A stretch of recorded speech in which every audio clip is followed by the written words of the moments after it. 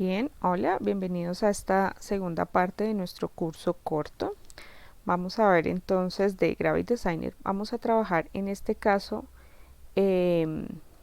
nuestro tutorial, nuestro curso corto está enfocado en diagramación de una portada tipo revista. Entonces podemos hacer varios elementos gráficos y expresiones gráficas que queramos hacer.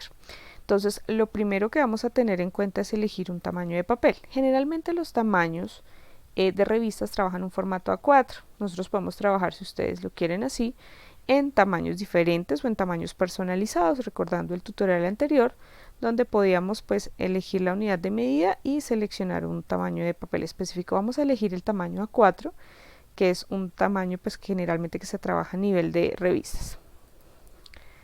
Bien, ya estamos familiarizados con el entorno. Entonces, el primer proceso es adición de textos. Entonces, vamos a ver como diferentes tipos de textos.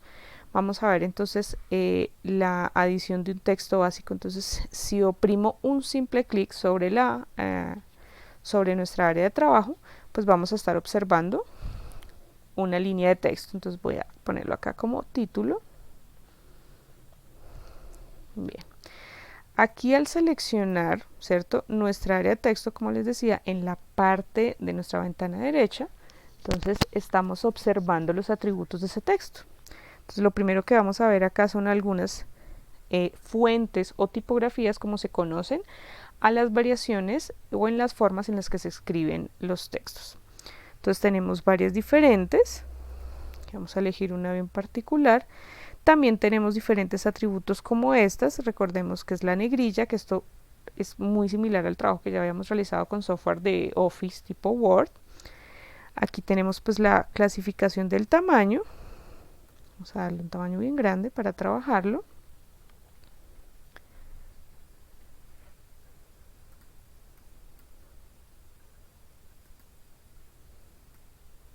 Bien, recordemos la manipulación con la herramienta.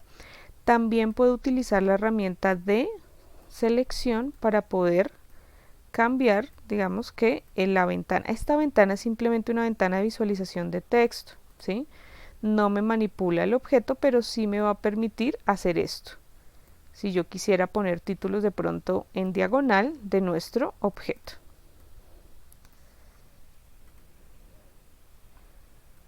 Bien, acá tengo un límite, pero yo puedo escribir la cantidad. ¿Para qué aumente el tamaño de los puntos? Que es puntos, es como se conoce la unidad de medida para medir las tipografías. En este caso nos funciona para poder mostrarles cómo funcionaría la manipulación de la caja. ¿Ven? Sin esta caja, pues obviamente yo voy a estar observando solo un parcial del texto. Entonces, para eso funciona esa manipulación del tamaño de caja, porque me va a permitir pues manipular un poco como el encaje o las estructuras. Entonces, aquí ya tenemos el título, cómo lo podemos estar trabajando. Aquí vamos a tener otra serie de elementos, ¿sí?, como son los que ya hemos visto. Algunas tipografías tienen esta funcionalidad, otras no, que son las letras cursivas, ¿sí? Entonces no todas las fuentes, inclusive hay algunas fuentes que no traen habilitada la negrita, o sea, las funciones de negrilla. Entonces hay que tener en cuenta, miren, que son las funciones básicas que conocemos, pero algunas están deshabilitadas porque la fuente no las trae incrustadas. Bueno, vamos a hacer una adición de texto, ya de párrafo, para que veamos un poco el proceso de alineación.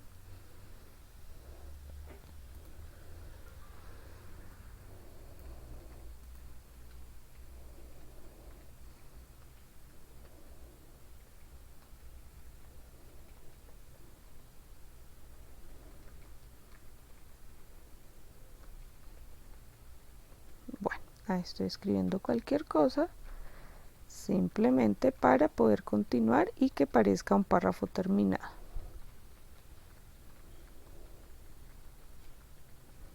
Bien, entonces en este caso tenemos un ajuste, volvemos al mismo elemento, pero funciona diferente cuando ya tenemos varios elementos de texto. ¿Ven?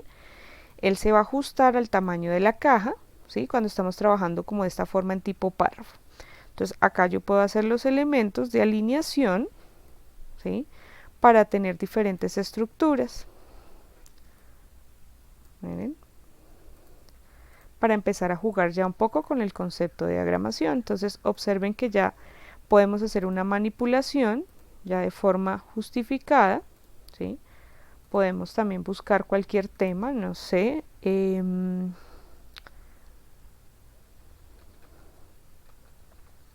por ejemplo, buscar un texto de nuestras famosas páginas. Vamos a buscar este que es de Nat Geo, que me parece más fiel la información. Entonces, por ejemplo, vamos a tomar algún fragmento de la información que vamos a estar observando. Entonces, voy a tomar este. Entonces, vamos a crear nuestro bloque de texto y observen cómo se encaja el texto dentro de la figura. Si no cabe, pues ya saben que tenemos que extender nuestro recuadro. Pero miren cómo el texto se ajusta a los anchos que tengamos acá. Traje este texto para poderles mostrar el formato de ajuste completo, ¿sí? Que hay que tener mucho cuidado que no nos suceda que se nos vayan a ver muy espaciadas las letras o los textos. Bien. Algo importante cuando traigamos texto de alguna página y es la adecuada citación de esos textos, ¿no? Entonces aquí es importante tener en cuenta que esto salió de esta página, entonces podemos estarla citando. Una citación muy básica, pero pues para recordarles un poco respetar los derechos de autor.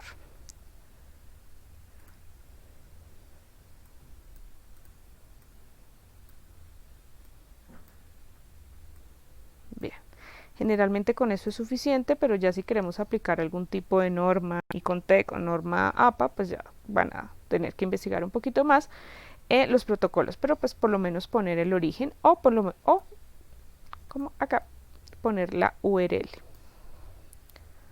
También pueden poner toda la dirección de enlace. Bien, entonces tenemos aquí estas dos formas de citar información que traigamos de otra página o de otra fuente que no sea nuestra, digamos que nosotros mismos hayamos redactado. Entonces aquí podemos, generalmente este tipo de información no necesita ir muy grande, podemos estarla trabajando en tamaños de fuente un poco más pequeños. Lo importante es que en algún proceso de la página esté legible, que eso es lo que se conoce como pie de páginas o elementos para poder hacer una adecuada citación de estos elementos. Bien, ya vimos cómo poner entonces títulos, ¿sí? Tenemos aquí la opción para poner todo lo que son textos de párrafo corto, textos de párrafo un poco más externos. Bien, estos elementos que estamos viendo acá, ¿cierto? Están relacionados más con la disposición de los elementos dentro de la caja de texto que tenemos. Entonces observen que se alinea al centro o hacia la base de la caja general. Esta parte que tenemos acá son las separaciones básicas que trae el texto. Entonces, por ejemplo, en este caso, voy a tomarlo con el título, voy a ampliarle un poco el espaciado entre caracteres. Entonces, observen cómo se van separando las letras un poco más. Este de acá funciona entre palabras. Entonces, como aquí solo hay una palabra, no se va a notar, pero acá sí se va a notar. Si le asigno este espaciado entre palabras, miren, hay una mayor separación. Bien, esto está relacionado entre líneas, o sea, lo que se conoce como el interlineado. Entonces acá yo le puedo asignar un porcentaje mayor. ¿Ven? Se amplía el proceso de interlineado. Bien. Aquí en la parte inferior pues estamos observando, ¿cierto? Otra serie de elementos, pero pues me parece más importante pues los relacionados con las tonalidades. Yo puedo asignarle un color diferente a sus textos. Vamos a empezar con el título para asignarle una tonalidad diferente. Entonces acá tenemos este modo de color que es el modo digital, por lo que le estamos trabajando para dispositivos RGB, que en este caso es rojo, verde y azul, por sus siglas en inglés, red, green, blue. Aquí vamos a estar observando colores, ¿cierto? Básicos. Hay algunos que son relacionados con la versión Pro, entonces no van a estar disponibles. Pero en este caso yo puedo hacer unas selecciones de los colores básicos o simplemente manipularlos o crearlos. Tenemos estos dos ejes, acá tenemos también el concepto de opacidad, y esto de acá arriba nos funciona en este caso pues para poder pasar por todo el esquema o el espectro del arco iris con el que conocemos, desde los rojos, fucsias, los cálidos a los fríos. Bien, aquí en esta parte de mezclador, si ustedes se dan cuenta, pues les aparecen diferentes variaciones de ese tono que ya han seleccionado. Anteriormente me aparecían en grises porque el tono básico era el negro. Entonces observen que ustedes pueden elegir unos tonos más, ¿cierto? Por opacidad, una tinta con menos variación de tinta, relación de sombras, ¿sí? Diferentes variaciones. Bueno, asimismo podemos hacer una selección, aquí está, de los bordes. Entonces, si yo quiero darle un poco más de fuerza, profundidad, no sé, que se vea un poco más tipo sticker o comic, puedo asignarle también un color al contorno. No necesariamente tiene que ser negro, volvemos al mismo proceso en donde podemos elegir, miren acá aprovechamos las sombras para que se hace ese tipo de tonalidad. Aparte de eso me aparece aquí algo que dice 1pt, es el puntaje del grosor de esa línea. Entonces podemos estar aquí asignándole un grosor bastante fuerte para que noten el cambio. No lo tomó.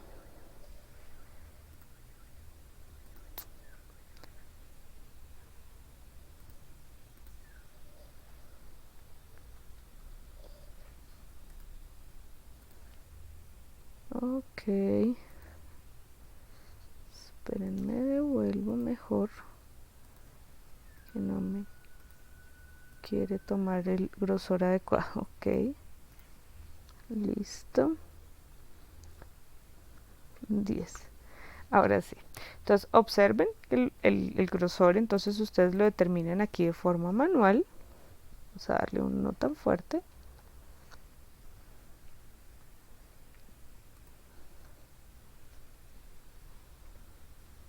Listo. Entonces este tamaño de puntaje, aquí en este caso vamos a ver otros modos de fusión que lo vamos a ver más adelante cómo se comporta con objetos, y sobre todo pues que también podemos trabajar con los procesos de opacidad, ¿sí? Que se van a trabajar más relacionados, miren, sobre otros elementos. Bueno, ya vimos algo básico, entonces para nuestra portada de revista vamos a de pronto necesitar algún párrafo corto de texto, títulos. También hay que tener en cuenta el concepto de los subtítulos. Los subtítulos son como un refuerzo. Entonces generalmente las portadas de revista pues tienen algún tipo de títulos o subtítulos atrayentes, como con pequeños elementos cortos que nos van a dar algún tipo de indicio de qué información vamos a ver al interior de nuestro producto editorial. Vamos a hacer una adición nuevamente de un subtítulo.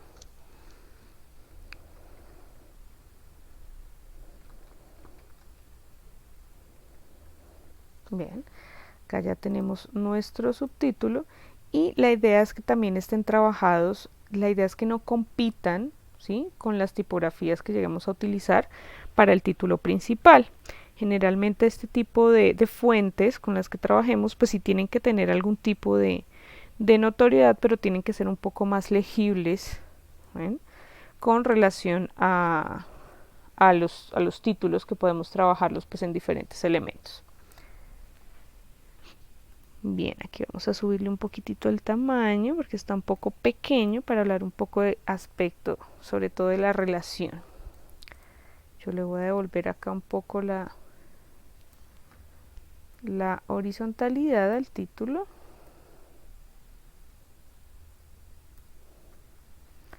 Para poder darle como el orden que estábamos hablando de lo que es títulos, subtítulos. ¿Ven?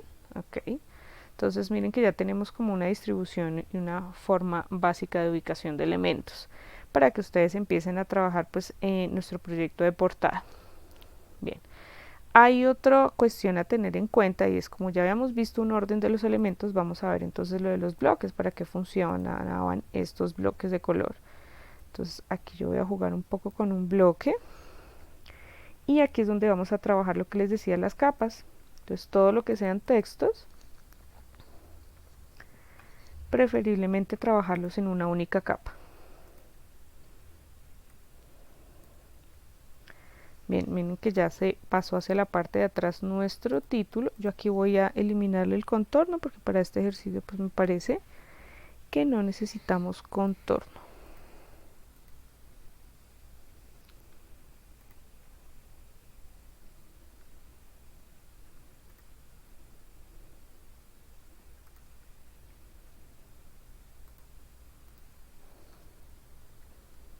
Bien. Listo, entonces para este proceso es el mismo elemento que como el mismo proceso que cuando adicionamos color al título. Entonces vamos a seleccionar, en este caso les aconsejo para estos procesos trabajar pues un esquema de contraste. Entonces ustedes pueden trabajar un contraste, en este caso por tonalidad, ¿sí? ¿Qué me refiero? Que se trabajen digamos que tonos más claros, para que esto facilite un poco pues en este caso la lectura de los textos.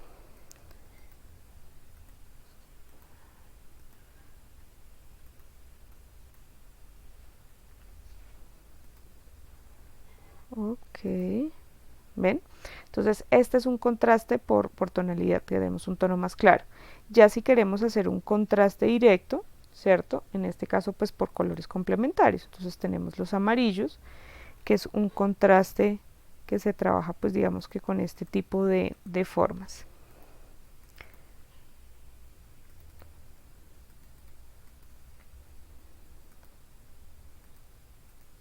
Bien, entonces miren cómo se resaltan los títulos, los textos y los bloques nos ayudan a resaltar un poco algunas áreas, pero es importante tener un poco en mente estos juegos. No todas las combinaciones son ideales, por eso hay que tener de pronto un poco de sentido y sobre todo de sentido, en este caso visual un poco, con las mismas combinaciones que estamos viendo en nuestro entorno. Nosotros tenemos mucha información, no necesariamente de los objetos ya creados, sino de la naturaleza. La naturaleza nos muestra esos contrastes con los que a veces podemos trabajar. Las mismas plantas, flores, los campos de cultivo nos muestran esos contrastes ideales. Los contrastes básicos están dados por blanco y negro, el blanco y negro contrasta. Entonces, el primer principio para tener en cuenta esto es que debe ser algo oscuro sobre un fondo claro, ¿sí?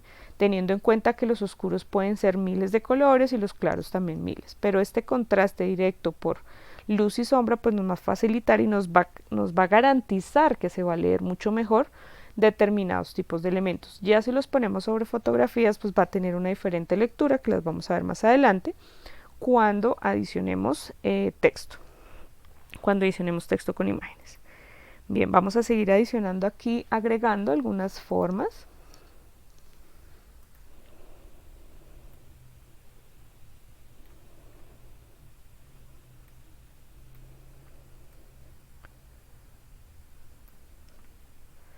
Bien, entonces miren que el elipse se crea encima, entonces lo arrastro aquí atrás para poder tenerlo visualizado detrás de un objeto.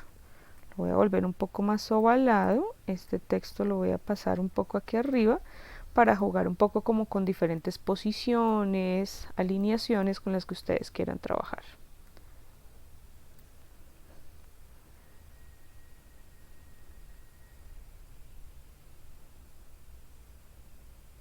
Listo.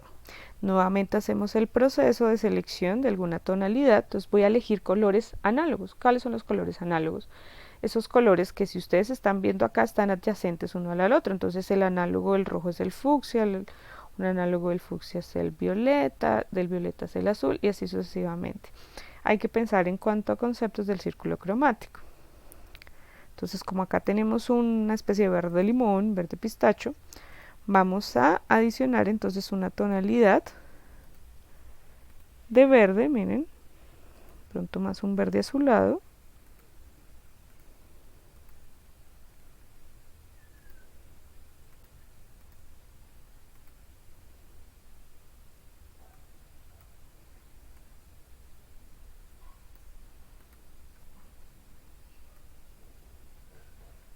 Bien, entonces sigue siendo un análogo, lo que pasa es que esto es un círculo cromático muy amplio, pero el círculo cromático básico sigue siendo digamos que análogo. Entonces observen la ley de contrastes. Vamos a hacer una última adición para que observemos un poco el contraste, para cambiar un poco el esquema de los colores, nuestro orden de objetos.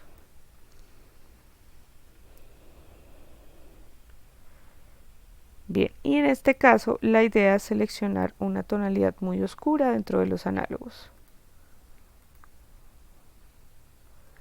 Entonces miren lo que sucede al texto al ponerlo un texto negro, que es un tono oscuro, sobre este verde, que es un verde botella, un verde oscuro.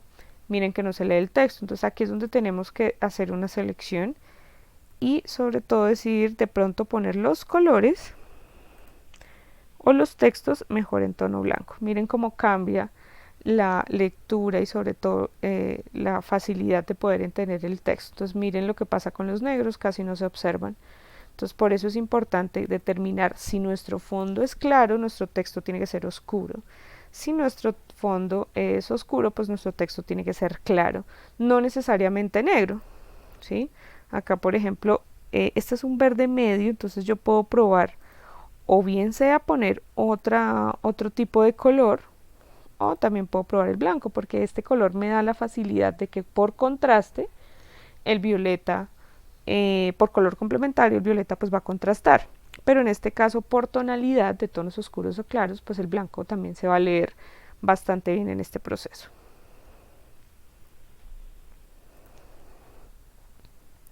Bien, aquí ya vimos un poco de manipulación de textos, de ubicación y sobre todo de algunos elementos ya relacionados con disposición de objetos. Ya para terminar, aquí estamos observando entonces el proceso para poder trabajar un poco como con el concepto de opacidades. Entonces miren, vamos a jugar un poquitito con la opacidad, ¿ven? Si yo lo tengo sobre otro elemento, miren la versatilidad de poder trabajar opacidades.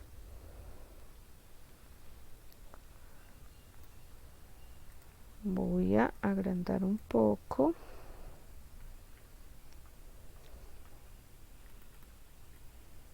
Doble clic para poder editar el texto y le voy a subir mucho más el tamaño de la letra.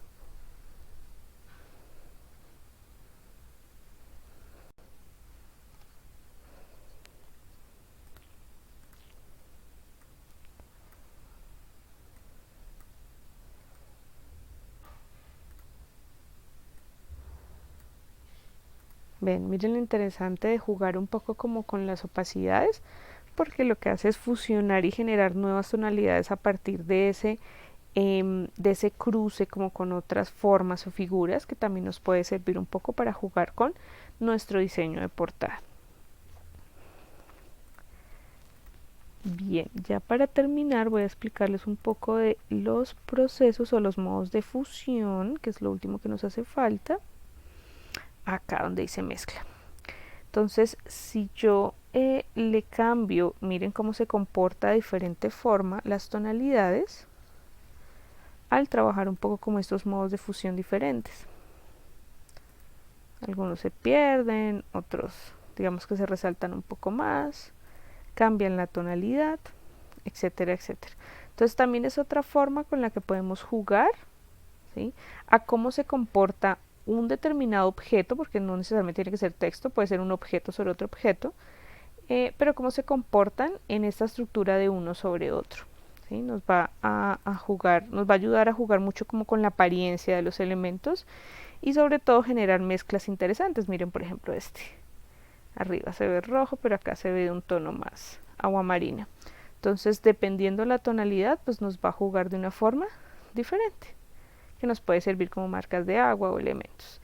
Aquí hay que tener cuidado si lo vamos a poner como marca de agua, porque también nos estorba o de pronto nos obstruye un poco la lecturabilidad de alguna parte de texto, pero pues en portadas no van bloques muy grandes de texto, entonces también puede funcionar. Bien, miren acá podemos también jugar a que quede un poco más oculto en las esquinas, que me parece interesante.